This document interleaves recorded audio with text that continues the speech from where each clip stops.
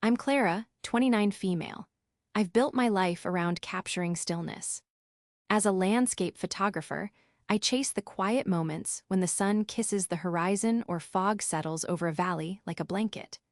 I live out of a small, well-organized apartment in the city, but my heart has always resided in the rolling hills of the countryside where I grew up, specifically in a single stall at Abernathy Stables. That was home to Orion, my 17-year-old Appaloosa, and the one constant in my life since I was a girl. The story I'm about to tell you is about how that constancy was shattered by the very people who were supposed to be my safe harbor, my own family. They didn't just break my heart, they broke the law, and in their greed, they underestimated just how far I would go to right a wrong that deep. Before this story unfolds, I'd love to connect with you.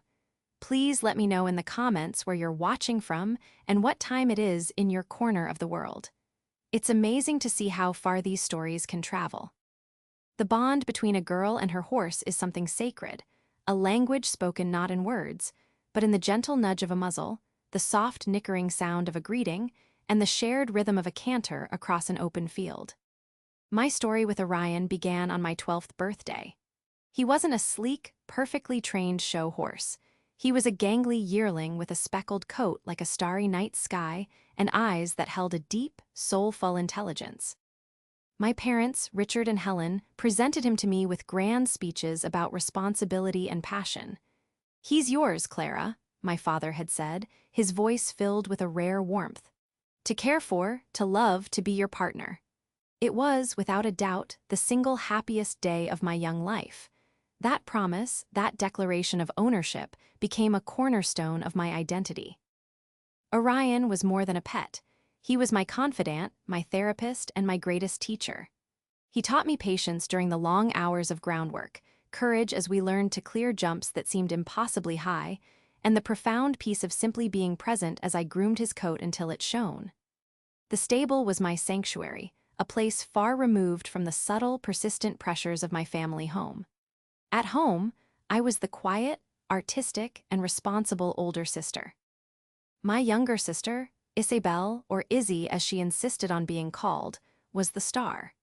She was effervescent, demanding, and possessed a talent for spinning dreams into captivating narratives that our parents eagerly bought into.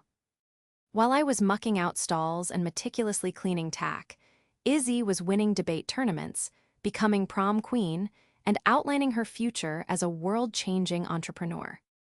Our parents' pride in her was a brilliant, blinding spotlight, while their affection for me felt more like the gentle, ambient light of a table lamp. Reliable, but never the main event. I funneled my earnings from part-time jobs all through high school and college directly into Orion's care. Once I established my career as a photographer, I was the one who paid every single bill from Mr. Abernathy's stable. The boarding fees, the farrier, the vet checkups, it was all me. It was a significant expense, a line item in my budget that some friends couldn't understand. "Think of the places you could travel, the things you could buy," one once told me. They didn't get it. Every dollar was an investment in my own well-being. My time with Orion grounded me, refueling the creativity I needed for my work. He was not a hobby, he was essential. This distinction was, however, completely lost on my family. To them, Orion was a lingering symbol of a childhood I refused to outgrow. The family dinners in the months leading up to my trip were especially telling. Izzy, then 26, was in the throes of launching her own ethical lifestyle brand, a vague concept that seemed to involve expensive candles, minimalist jewelry, and a slick social media presence. She would hold court at the dinner table, weaving tales of venture capital, branding synergy, and market disruption. My father, Richard, a retired accountant who valued a clean balance sheet above all else, would listen with rapt attention, his eyes gleaming. "Now that's a real investment, Isabel," he'd say, beaming. "Building an asset, creating a future." My mother, Helen, would nod in agreement, her gaze soft with adoration for her brilliant youngest. "Anything you need to make it happen, darling," she would coo. "We are all here to support you." During one such dinner, just weeks before I was due to leave, my father turned his financial scrutiny on me. "Clara, I was looking at your finances," he began, a phrase that always preceded an unsolicited lecture. The amount you spend on that horse every year is staggering. It's a depreciating asset, a money pit. Have you ever considered what that capital could do if it were properly invested? In something with real returns, like Izzy's company? I rem. Ember the fork freezing halfway to my mouth. Dad, Orion isn't an asset. He's my horse, he's family. Izzy had scoffed, a delicate, dismissive sound. He's a horse, Clara, a very expensive one. You're 29, not 12. Maybe it's time to grow up and get with the family program. My mother just patted my hand. They just want what's best for you, dear, for all of us. I tried to explain, as I had 100 times before, that my happiness and peace of mind were a return on investment. But the words just bounced off their wall of impenetrable logic. To them, my world of quiet connection was frivolous compared to Izzy's ambitions of glittering success. Despite their lack of understanding, I never imagined it was anything more than a difference in values. I thought their prodding was just their clumsy way of trying to guide me toward their version of a successful life. So, I pushed their comments aside and focused on the incredible opportunity ahead of me, a 2-month assignment in Patagonia. It was the biggest project of my career, a chance to shoot for a prestigious international travel magazine. The pay was fantastic, and the exposure would be career-defining. The only downside was the time away from Orion. In the week before my departure, I practically lived at the stables. I went over every detail of his care with Mr. Abernathy, a kind, weathered man who had known us both since the beginning. I paid for 3 months of boarding and services in advance, ensuring there would be no financial loose ends. "He'll be just fine, Clara," Mr. Abernathy assured me, his eyes crinkling at the corners. "He'll be waiting right here for you when you get back." My last day was bittersweet. I spent hours with Orion, grooming him, talking to him, burying my face in the familiar, comforting scent of his mane.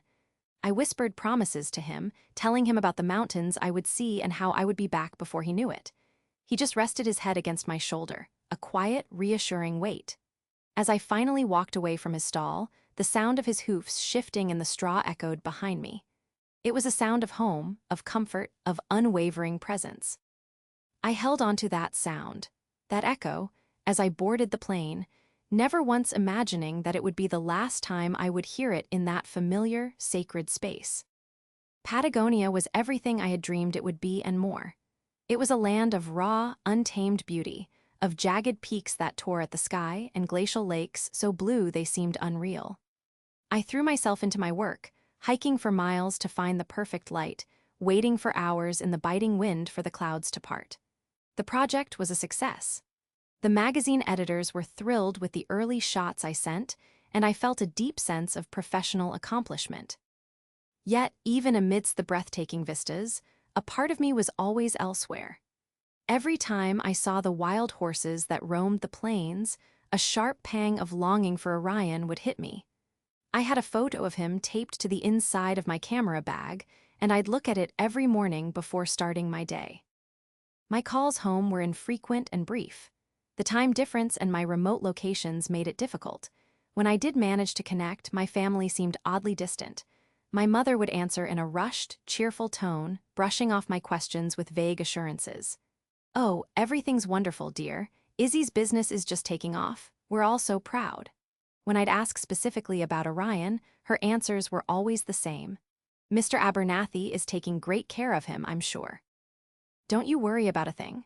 My father was even more evasive, changing the subject to my finances or Izzy's latest triumph. Looking back, the signs were all there: the forced brightness, the deflection, the subtle avoidance of the one topic I cared about most. But I was thousands of miles away, caught up in my work, and I naively chalked it up to their usual preoccupation with Izzy. I trusted them. It was a foolish, devastating mistake. After 8 weeks, I wrapped the shoot, exhausted but exhilarated. The return journey was a grueling 30-hour affair of flights and layovers, but the thought of seeing Orion kept me going. It was a beacon pulling me home. As soon as my plane touched down, I didn't even consider going to my apartment.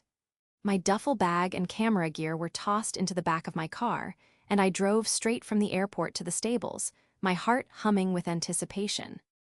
The familiar turned down the long, gravel driveway felt like a deep, calming breath. The scent of hay and horses filled the air as I parked. Home. I walked into the main barn, my boots echoing on the concrete aisle. "Orion," I called out, my voice bright. "I'm back." I expected to hear his familiar, welcoming nicker in response, but there was only silence. A strange, cold silence. I reached his stall, the one at the very end with the best view of the pasture, and my entire world stopped. It was empty. Not just empty, but sterile. The straw was gone, replaced by bare rubber mats. His personalized water bucket was missing. The brass nameplate I'd bought him years ago, engraved with Orion, was gone with just 2 small screw holes left in the wood. A primal wave of panic washed over me, so intense it stole the air from my lungs. This wasn't right. Maybe he was in the pasture, or the medical paddock. My walk turned into a frantic jog. I checked every pasture, my voice growing shrill as I called his name over and over. Nothing. Other horses lifted their heads, their ears pricked with curiosity, but there was no sign of my speckled giant. My panic began to curdle into a terrifying dread. I found one of the younger stable hands, a teenager named Leo, cleaning out a nearby stall. "Leo, where's Orion?" I asked, my voice trembling. "Clara's horse. Where is he?" The boy just looked at me with wide, confused eyes. "I don't know," he mumbled. "That stall's been empty for a while. I think Mr. Abernathy is looking for a new boarder for it." The words didn't compute. Empty for a while, I felt my legs go weak. I stumbled toward Mr. Abernathy's office, my mind racing through a Rolodex of horrors. Had he gotten sick? Was there an accident? Why hadn't anyone called me? I burst into the small, cluttered office. Mr. Abernathy was sitting at his desk, poring over a ledger. He looked up, and the moment he saw me, the color drained from his face.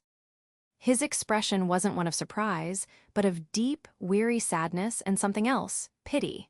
That look told me everything I needed to know. The worst had happened. "Where is he, Mr. Abernathy?" I whispered, my voice barely audible. "Please, just tell me where he is." The old man stood up slowly, his movements heavy. He took off his glasses and rubbed his eyes, avoiding my gaze. "Clara," he began, his voice raspy with regret. I am so sorry. I thought you knew. I thought it was what you wanted." "Knew what?" I cried, the dam of my composure finally breaking. "What are you talking about?" He finally looked at me, his eyes full of pain. "Your father," he said, the words hanging in the air like a death sentence. "He and your sister, Izzy, they came by about a month ago. They had paperwork, a bill of sale. They said you'd had a change of heart on your trip, that you'd decided it was time to sell him." He paused, taking a shaky breath. "They said the money was needed, for Izzy's new business, that you wanted to support her." The world tilted on its axis. The floor seemed to drop out from under me. It couldn't be true. It was a nightmare, a cruel joke. "No," I stammered, shaking my head in disbelief. "No, that's impossible. I would never sell him. Never." "It all looked official, Clara," he continued softly. "The bill of sale had your signature on it. Richard was so convincing. He said you felt guilty about the expense and wanted to do the right thing for the family. They brought a trailer that same day. A man came and took him away." He saw the utter devastation on my face and his own composure crumbled. "Oh, child, if I had known, if I had suspected for 1 second that you were not a part of it, I would have sent them packing. I never would have let him leave the property." But he had left. My Orion was gone, sold by my own family, to fund my sister's startup. The grief that hit me was a physical force, a brutal blow to the chest that left me gasping. The echo of hoofbeats I had carried in my memory was replaced by a roaring, deafening silence. I stumbled out of the office, out of the barn, and collapsed into the driver's seat of my car, a single, guttural sob tearing itself from my throat. They hadn't just sold my horse. They had sold a piece of my soul. The drive from the stables to my parents' house was a blur of tears and raw, untethered rage. The grief was a living thing inside me, clawing at my insides, but underneath it, a cold, hard fury was beginning to crystallize. Every mile brought a new wave of betrayal crashing over me. The memory of my father's lectures about money pits, my sister's dismissive scoff, my mother's placating smiles, it all clicked into place, forming a sickening mosaic of deception. They had planned this. They had waited until I was on the other side of the world, unable to intervene, and then they had ripped the heart out of my life. When I pulled into their driveway, I saw that the house was lit up. Through the large picture window, I could see them all, my parents and Izzy, gathered in the living room, glasses of champagne in their hands. They were laughing, celebrating. The sight sent a jolt of ice through my veins. I didn't bother with the key. I slammed the car door and hammered on the front door with my fist, the loud thuds finally silencing their laughter. My father opened the door, a confused smile on his face that quickly vanished when he saw me. "Clara, what on earth? We weren't expecting you for another day or two." I pushed past him into the house. Izzy was standing by the fireplace, looking radiant and smug, a bottle of champagne in her hand. My mother was on the sofa, her face a mask of shocked surprise. "Orion," I said, my voice low and shaking with a fury I had never felt before. "Where is he?" The festive atmosphere in the room evaporated instantly. My mother's smile faltered. Izzy set the bottle down with a sharp clink, her expression hardening. My father shut the door and turned to face me, his features settling into a familiar, paternalistic condescension. "Clara, let's not make a scene," he said calmly. "You're clearly overwrought from your travels." "Don't you dare," I hissed, taking a step toward him. "Don't you dare pretend you don't know what I'm talking about. I went to the stables. His stall is empty. Mr. Abernathy told me everything. You sold him." The accusation hung in the air, heavy and undeniable.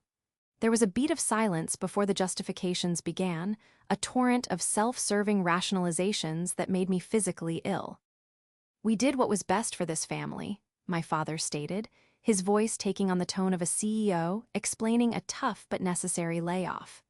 "That horse was a financial black hole, a drain on your resources, and, by extension, ours. Izzy has a once-in-a-lifetime opportunity here. We reallocated a non-performing asset to fund a high-growth venture." Izzy stepped forward, her eyes flashing with indignant fire. "Honestly, Clara, the drama is just so typical of you. You should be thanking us. Your money is finally doing something productive instead of paying for hay for an old horse. I'm building an empire, something that will benefit all of us. You need to get over your sentimental attachment and see the bigger picture." My mother, as always, played the role of the gentle peacemaker, her words dripping with manipulative sweetness. "We did it for your sister, honey," she said, wringing her hands. "Family helps family. We knew you'd understand eventually. Don't be selfish." "Selfish?" The word broke something inside me. "He was mine," I screamed, the sound tearing from my throat. "He was my horse. You had no right. I paid for everything. He belonged to me." I demanded to know who they sold him to, where he was. I needed to know if he was safe. But they closed ranks, a united front of familial tyranny. "It's done, Clara," my father said with an air of finality. The new owner was made aware that the sale was final. Contacting them would be inappropriate. "You need to accept it and move on." Move on. As if Orion were an old sofa they'd sold on the internet. They expected me to simply absorb this catastrophic loss, this profound violation, and fall back in line. Defeated and utterly broken, I fled to the sanctuary of my old childhood bedroom, the one they kept as a sort of museum to a daughter they barely knew. I slammed the door and collapsed onto the bed, the grief so overwhelming it felt like I was drowning. For hours, I lay there, lost in a fog of pain.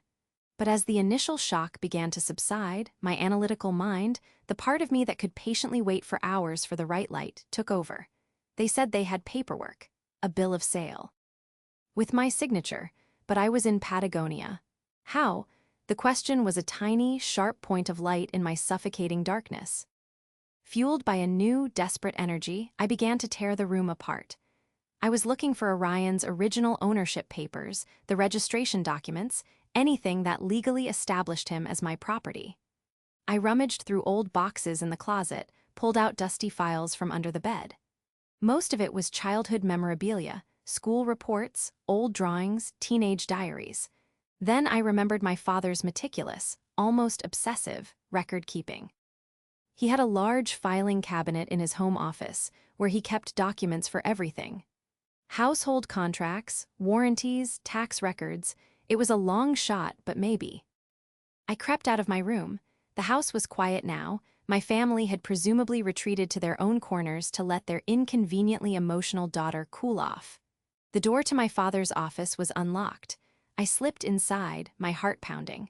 The room was just as I remembered, impeccably neat, smelling of old paper and wood polish. I went straight to the four-drawer metal cabinet. The top drawer was labeled Household. I pulled it open. Inside were neatly organized files: plumbing, appliance warranties, landscaping. And then I saw it, a folder labeled Equestrian. My hands trembled as I lifted it out. It was filled with old vet bills and receipts I'd given him for tax purposes years ago. And there, tucked at the very back, was a carbon copy of a standard livestock bill of sale. My eyes scanned the document. Date of sale, 6 weeks ago. Seller, Richard and Helen last name. Buyer, a name and address I didn't recognize. Sale price, a sum that made my stomach churn, far less than he was worth, but a substantial amount of seed money for a startup. And then I saw the line at the bottom.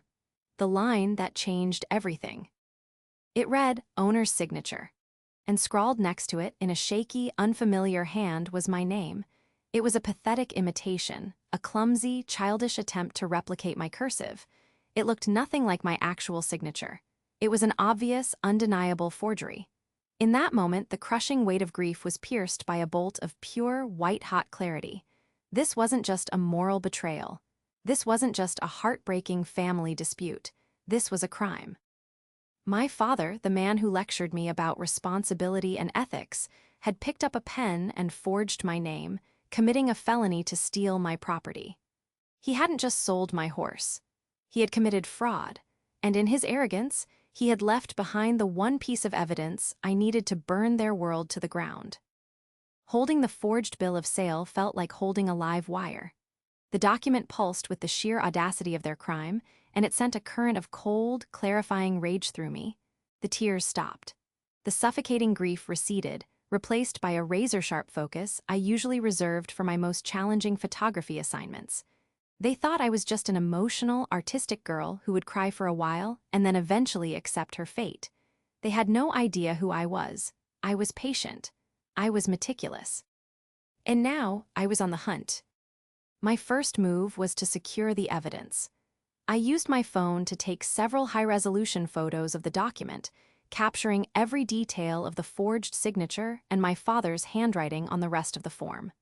Then, I carefully placed the original back in the folder, leaving everything exactly as I had found it. They couldn't know I had it. My strategic advantage lay in their ignorance. The next morning, I called Mr. Abernathy. I kept my voice steady, pushing down the emotion that threatened to bubble up. "Mr. Abernathy," I said, "I need your help. I found the bill of sale. My signature was forged." There was a sharp intake of breath on the other end of the line, followed by a string of curses that was very out of character for the gentle old man. He was horrified. "I knew something felt wrong," he rasped. "Richard was so smooth, but that's just despicable. Anything you need, Clara, anything at all." I asked him to write down a detailed account of the day my father and sister came to the stables, what they said, how they acted, the name of the transport company they used, if he remembered it. He agreed immediately, his voice thick with anger on my behalf.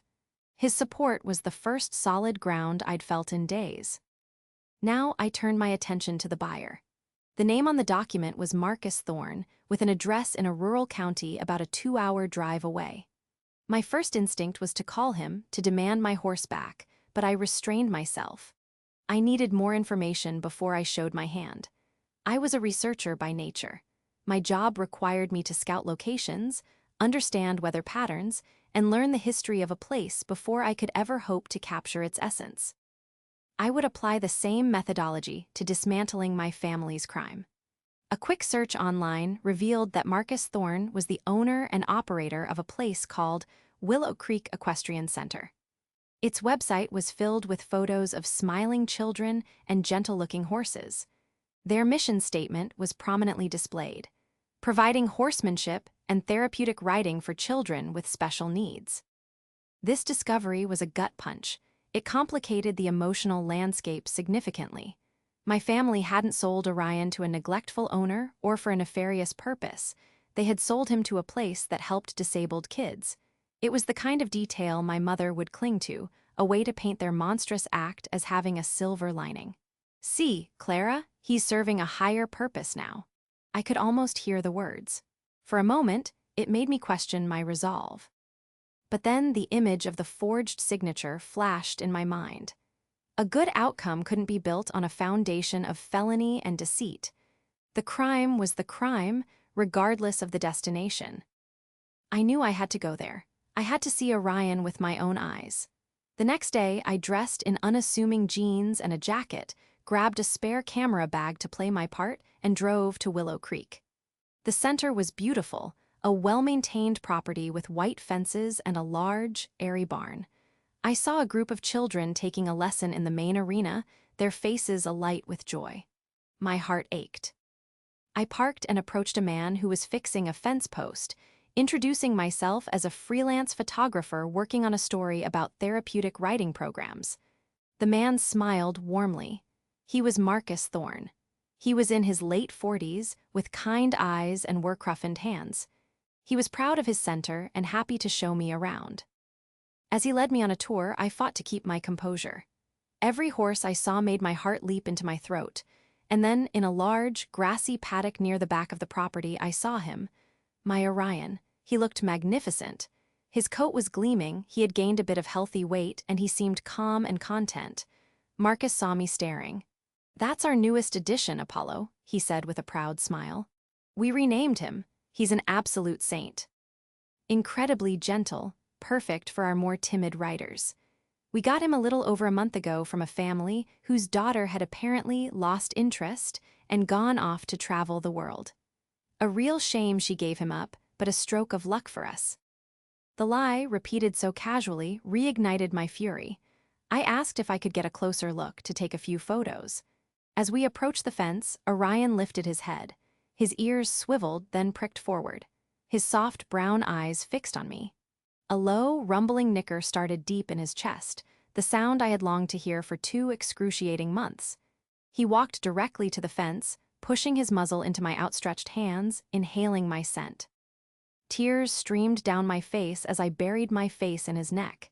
"He seems to remember you," Marcus said, a hint of surprise in his voice. I choked back a sob and managed a weak smile. "I just have one of those faces, I guess." The encounter, as painful as it was, solidified my resolve. Orion was safe, and for that, I was eternally grateful to this kind man. But he was still mine. I spent another hour at the center, taking photos and making notes, discreetly recording our conversation on my phone after checking my state's one-party consent laws.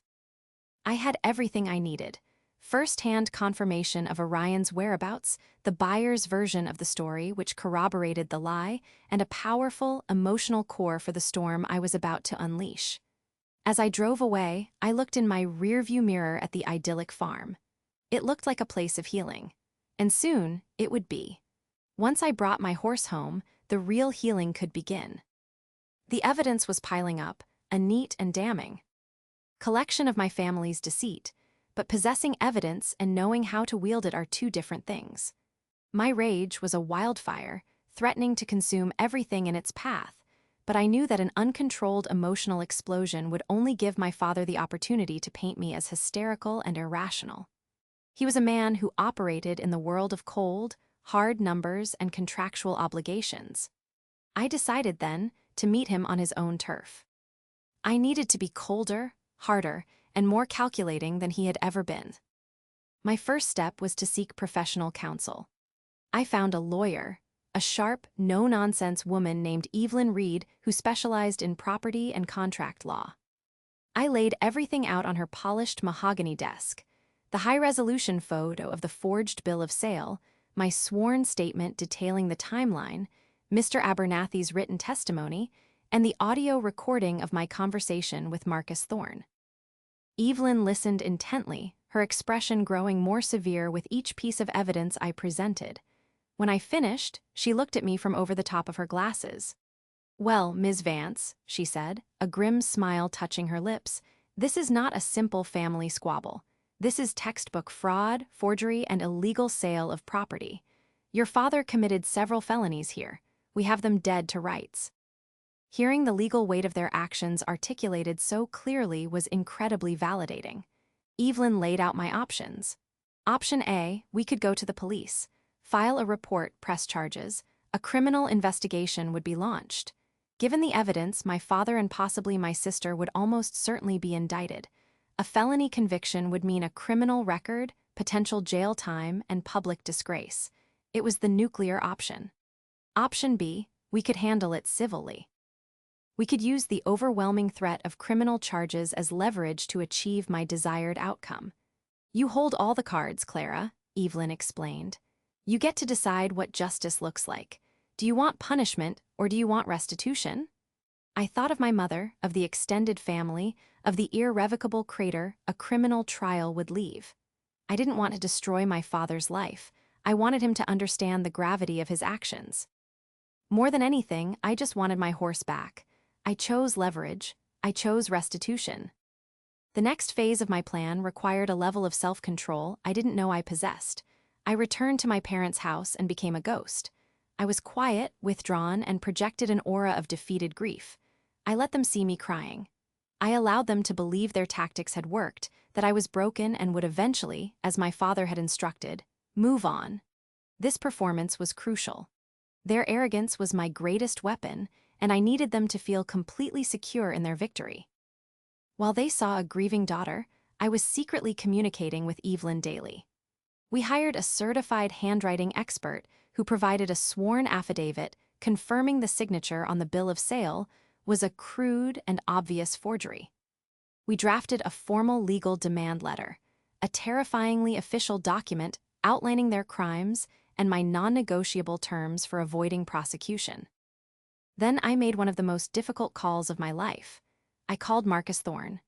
"Mr. Thorne," I began, my voice steady, "this is Clara Vance. We met the other day. I told you I was a photographer. That was only partly true. The horse you know as Apollo is named Orion, and he is my legal property." I proceeded to calmly and concisely explain the situation, emailing him the copies of my original ownership documents and the forged bill of sale as we spoke. There was a long silence on the other end of the line. When he finally spoke, his voice was tight with anger. "I've been in this business for 20 years, he said. "I've never been so completely deceived." That man looked me right in the eye. I assured him that my fight was not with him, that I was grateful for the excellent care he had provided, and that my only goal was to get my horse back legally and ethically. "I don't want any part of this mess," he said firmly. "I want my money back from your father, and you can have your horse. He clearly belongs with you." He agreed to cooperate fully. The final piece of my plan was now in place. For the grand finale, I needed the right stage. A week after my return, I approached my family in the evening. I kept my eyes downcast, my voice soft. "I've been doing a lot of thinking," I said, the picture of contrition. "You were right. I was being sentimental. Izzy's business is important to the family." I could see the looks of triumph they exchanged. "I want to help," I continued. "I'd like to properly discuss investing some of my own money into the startup. Can we have a formal family meeting tomorrow night to go over the business plan?" Izzy was ecstatic. My father beamed, his belief in his own superior judgment fully affirmed. "Of Clara," he boomed. "I knew you'd come around. Excellent. We'll be ready to present the financials tomorrow at 7. They were walking into the trap with smiles on their faces, completely oblivious to the fact that they weren't attending a pitch meeting. They were attending their own sentencing. The calm was almost over. The storm was about to break. The air in my parents' living room was thick with smug satisfaction. A fire crackled in the hearth, casting a warm glow on the scene of my impending triumph, or so they believed. Izzy had set up a laptop on the coffee table, her pitch deck loaded and ready to go. She wore a sharp blazer, playing the part of the serious CEO. My father sat in his favorite leather armchair, looking like a proud chairman of the board, while my mother perched on the edge of the sofa, ready to provide a chorus of maternal support. I took a seat in the armchair opposite my father, creating a deliberate symmetry of power. I placed my leather satchel on the floor beside me. "We're so glad you've decided to be a team player, Clara," Izzy began, her voice smooth and practiced. "I've prepared a full presentation on our Q4 growth strategy and where your capital injection would be best utilized." I held up a hand, cutting her off mid-sentence. "That won't be necessary," I said, my voice quiet, but carrying an undeniable weight that made them all pause. "I did say I brought some paperwork of my own to discuss. It's a different kind of investment proposal." Their smiles tightened. I reached into my satchel and pulled out 4 neat stacks of paper, placing them on the coffee table with deliberate precision. "This is for you, Dad," I said, sliding the first stack toward him. "This one's for you, Izzy, and one for Mom. The 4th is my copy." My father picked up his stack, his brow furrowed in confusion. The top page was a crystal-clear copy of the bill of sale for Orion. His face went rigid. Izzy's eyes widened as she saw her own copy. My mother simply stared at it, her hand flying to her mouth. "As you can see," I continued, my voice as cold and clear as glacial ice, "this is the bill of sale you used to sell my horse." I then placed another document on top of each stack. "And this is a sworn, notarized report from a forensic handwriting expert confirming that the signature on that document is a forgery. A felony, I believe the legal term is." Richard's face, usually so ruddy and confident, turned a ghastly shade of pale. Izzy snatched the expert's report, her eyes darting across the page in a panic. "Now this," I said, adding a third document, "is a signed and notarized affidavit from Mr. Abernathy, detailing your visit, your lies, and his willingness to testify to that effect. And finally," I placed the last document on top, the thickest of them all. "This is a formal legal demand, drafted by my attorney. It outlines the crimes you have committed: fraud, forgery, grand larceny, and provides you with a one-time opportunity to avoid a formal police report and subsequent criminal prosecution." The silence in the room was absolute, broken only by the crackling of the fire. I let them read. I watched as the full weight of their actions, translated into the unforgiving language of the law, crashed down upon them. I saw the arrogance drain from my father's face, replaced by a raw, primal fear. I saw Izzy's confident facade crumble into disbelief and terror. My mother began to weep silently, her shoulders shaking.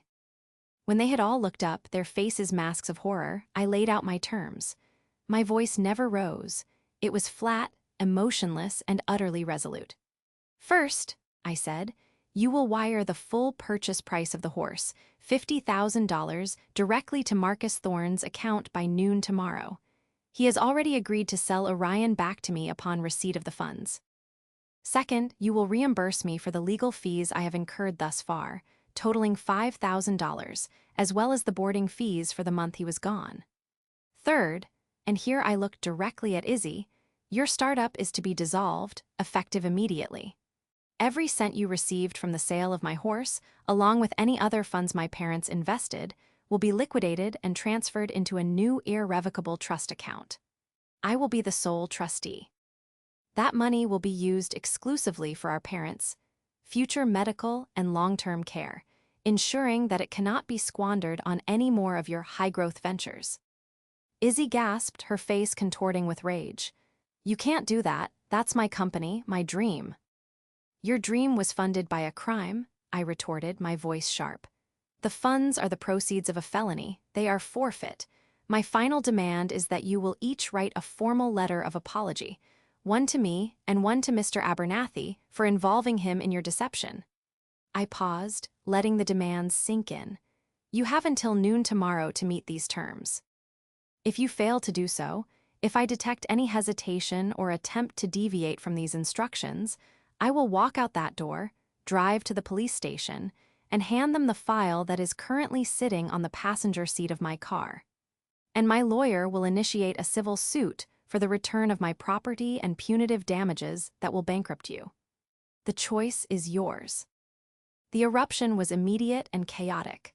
My father, finding his voice, tried to bluster. "This is blackmail. You wouldn't dare do this to your own family. You are the one who committed a crime against your own family," I countered. Izzy launched into a tirade, calling me a monster, a jealous, bitter sister who couldn't stand to see her succeed. My mother just sobbed, begging me to reconsider, to think of the family, to not tear us apart. Our family was torn apart the moment Dad picked up a pen and forged my name, I said, standing up. You all stood by and let it happen. You celebrated it. These are not negotiations. These are the consequences. I'll expect confirmation of the wire transfer by tomorrow at noon. I turned and walked out of the room, leaving the wreckage of their lives scattered on the coffee table behind me. The 24 hours that followed the confrontation were the most surreal of my life. The house was shrouded in a tense, suffocating silence. There were no more arguments, no more pleading. There was only the quiet, frantic activity of people trying to outrun a disaster of their own making. I stayed in my old room, the door closed, acting as a remote command center. My communication was exclusively through text messages with my father, a cold, transactional exchange of banking information and legal instructions. There was no emotion, just compliance. The threat of prison was a far more effective motivator than love or familial duty had ever been. By 11:45 a.m. the next day, I received a text from my father with a screenshot of the completed wire transfer to Marcus Thorne. A few minutes later, Marcus himself called to confirm the funds had been received. The first, and most important, part of my plan was complete. The rest of the day was spent overseeing the liquidation of Izzy's dream. She was forced to cancel orders, contact her web designer to shut down the site, and transfer the remaining funds. The stolen $50,000 plus a few thousand of my parents' initial investment into the new trust account that my lawyer had established. Every transaction was a fresh twist of the knife for her, and I felt not a shred of pity. The drive to the bank with my father to withdraw the cash for my legal fees was the epitome of awkward misery. He didn't speak a single word, just stared out the front windshield, his face a grim, stony mask. He looked like a man who had aged a decade overnight. The dynamic between us had been permanently altered. I was no longer just his daughter. I was the person who held the power to destroy his life, and we both knew it. He handed me the envelope of cash without making eye contact. It wasn't an apology, it was a ransom payment. The hardest part was leaving. I packed up my few belongings from my old room, the artifacts of a life that no longer existed. My mother stood in the doorway, her face pale and tear-streaked. "Clara, please," she whispered, "don't do this." "It's already done, Mom," I said, my voice devoid of malice but also of warmth. "You all made your choices, now I'm making mine." The relationship with my family was shattered. It wasn't a clean break, but a messy, splintered fracture that might never heal.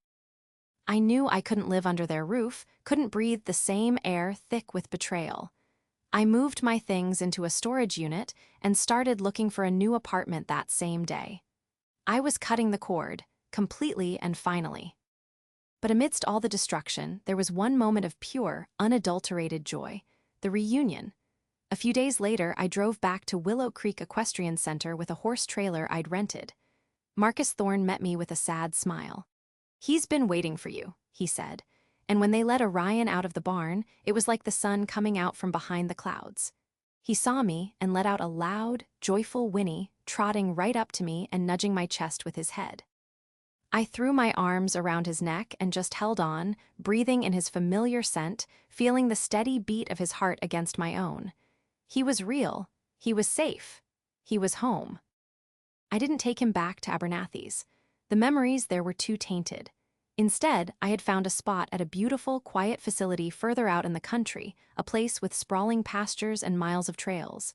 It was a new beginning for both of us.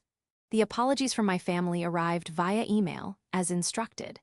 They were stilted, formal documents, clearly written under duress and edited by my father. They spoke of regret for the misunderstanding and sorrow for any pain caused.